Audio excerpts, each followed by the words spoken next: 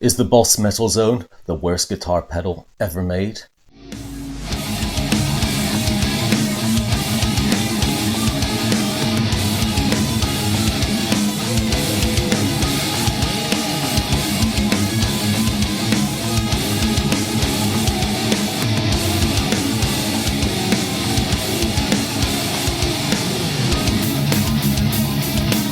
Today, we're busting some myths and uncovering the truth about this controversial guitar pedal.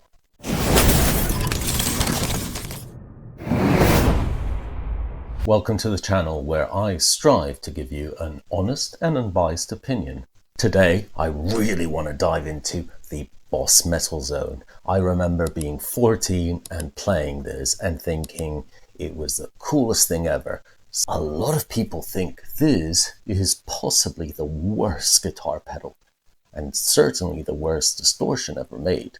Is that true, or are we just being a little bit unfair? Before we start discussing this, I think it's important just to give a bit of background on this pedal. This pedal has been around for ages. It's actually Boss's second best-selling pedal, behind, I think, the DS1 Distortion. It's designed originally for, I guess, as the name implies, metal guitarists, and it's generally known for very aggressive dual stage circuitry, apparently, and kind of very, very harsh sound. Despite the fact that, as we said, it's the second best-selling pedal, so obviously 14-year-old kids or whoever loved this pedal at some point or just were conned into buying it, it has faced a lot of criticism during all its years. A lot of the comments made on this pedal, and still today, are that it's fizzy sounding, it sounds too harsh, it's really difficult to dial in, and it's definitely always in the top tier of the worst pedals of all time. So really, why is Boss still making these if they are such a piece of shit? That's the real question. Many would argue it actually is a very misunderstood pedal. It offers a wide variety of tones.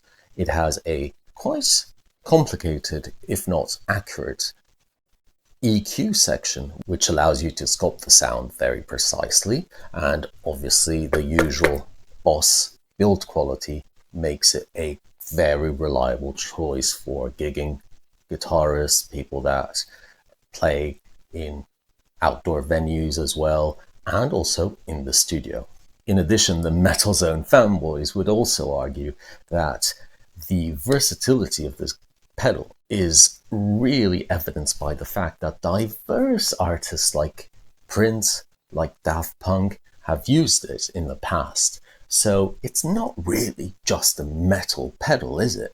So I've been thinking about this for a long time. What we're going to do to answer the question of whether this is just a piece of crap or whether it's misunderstood and misused by everyone is we're going to do it in 3 steps. Firstly, we're going to put it in front of the amp. So we're going to plug it in front of my Marshall on the clean channel and see if it works as a distortion box. In theory, that's the most obvious way of using this because the pedal that's called Metal Zone is supposed to get you in that metal zone regardless of what amp you're using. So if you put it on a clean channel, it should act as a distortion box. The second thing we're going to do is actually put it in the effects loop of the Marshall. So what we're going to do is completely bypass the preamp side of it, put this in the effects loop, therefore acting as a preamp, just go through the power amp section of the Marshall head and see how that sounds. Now obviously this is slightly creative because normally a distortion box you'd put it in front of the amp, not in the effects loop.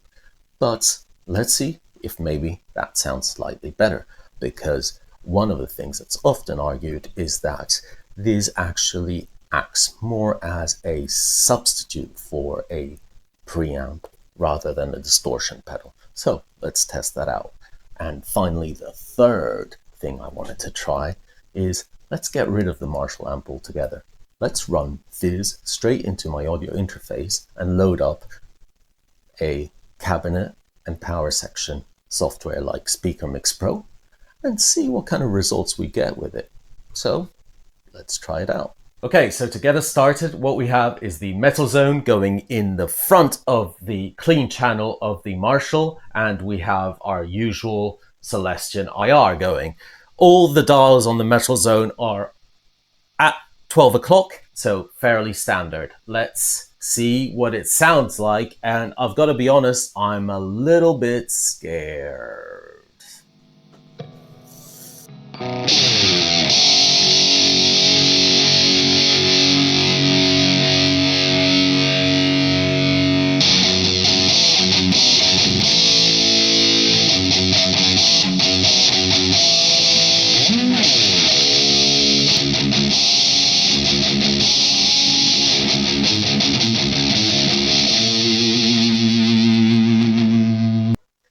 Okay, guys, I'm sorry, I can't even play this.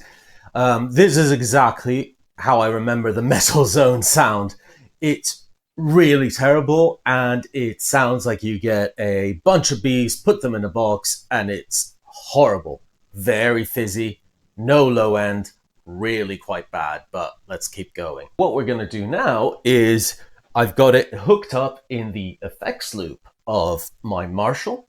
So effectively, as we said, bypassing the preamp going into the power amp, then that goes to line level to the torpedo into my DAW.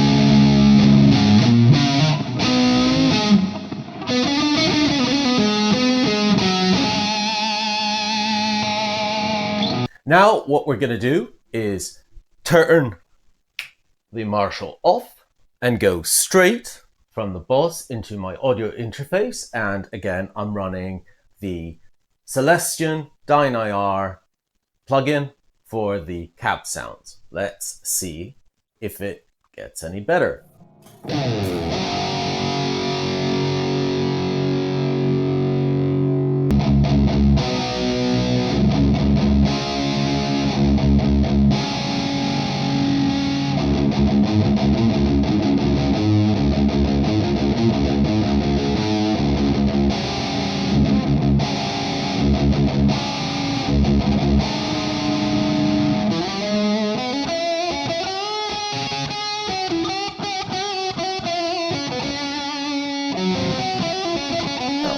Okay guys, I hope you enjoyed that. That was really interesting for me, and I'm really curious to know what your thoughts are on those 3 different ways of using this pedal.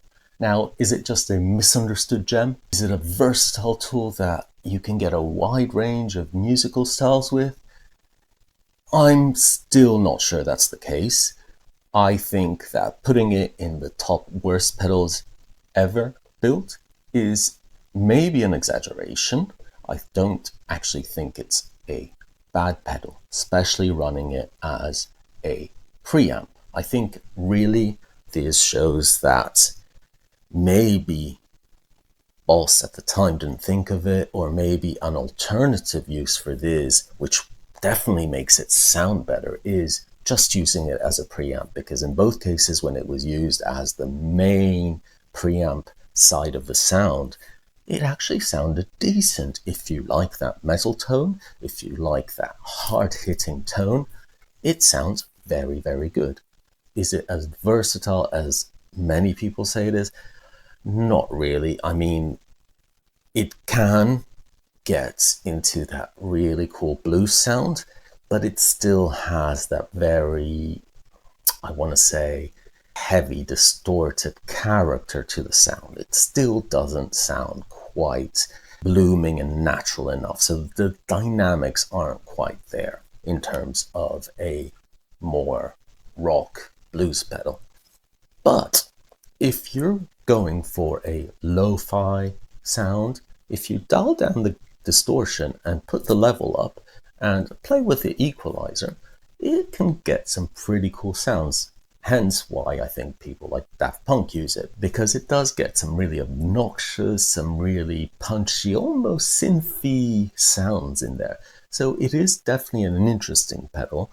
Overall, I wouldn't say this is the best pedal I've ever played, and I wouldn't say this is my idea of a fantastic sounding distortion or even preamp, but I think it's still a relatively cool pedal to have in your arsenal if you want that kind of sound, or if you have a crappy solid state amp, put this in there.